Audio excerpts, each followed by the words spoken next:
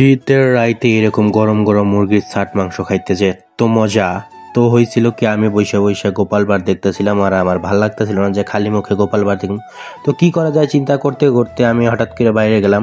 বাইরে যেয়ে দেখি আম্মু মুরগির ছাট মাংসগুলো কাটাকাটি করতেছিল। তো আম্মুরা বললাম যে আমার খাওয়ার জন্য অল্প একটু দিলেই হবে। তো আম্মু বললো যে তুমি যাও রান্না বসাও, আমি তোমার জন্য অল্প একটু ব্যবস্থা করতেছি। তো আমি জায়গায় কড়াইয়ে তেল গরম দিয়ে পেঁয়াজ ভাজা ভাজা করতেছি।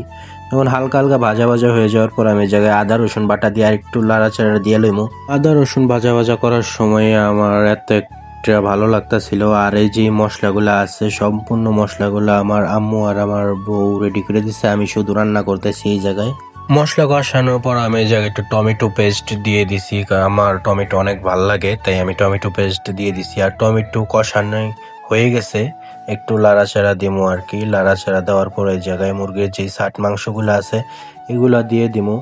আমি আম্মুরে বলছিলাম অল্প একটু দেওয়ার জন্য, আম্মু বললো যে একদম রাতে যে খাওয়ার জন্য সবার জন্য একসাথে রান্না করার লেগা। তো আমি এই জায়গায় সবার জন্যই রান্না করতেছি তাই অনেকটা পরিমাণ দিছে। ভালো করে মশলা দিয়ে মাখানোর পর আমি কষানির জন্য রাখছিলাম, আর কষানি দেওয়ার পরে অনেকটা পরিমাণ পানি বের হয়েছে। আর এই জায়গায় যে মুরগির কলিজা ছিল এটা আমি পরে দিছি, কারণ আগে দিলে এটা বেশি হিট হয়ে গেলে একদম কইলা যাবো। এখন আমি ডাকনা দিয়ে ডাইকে দিয়ে একটু ঘরে যাইমু, এখন হইতে থাক, একটু পরে দেখমু।